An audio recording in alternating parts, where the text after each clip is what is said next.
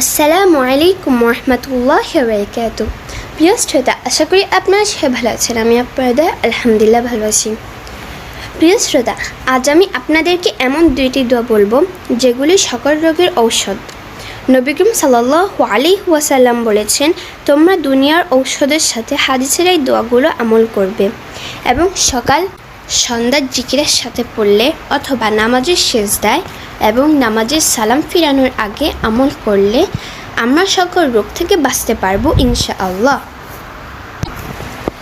প্রিয় শ্রোতা, রোগ বলতে আমরা শুধু শারীরিক রোগকে বুঝি, অথচ হাদিসের দৃষ্টিতে নবী করিম সাল্লাল্লাহু আলাইহি ওয়াসাল্লাম বলেছেন, শারীরিক রোগ হচ্ছে হালকা রোগ আর সবচেয়ে বড় রোগ হলো মানসিক রোগ। মানসিক রোগ হচ্ছে শারীরিক রোগের চাইতে দৈহিক রোগের চাইতে মারাত্মক রোগ।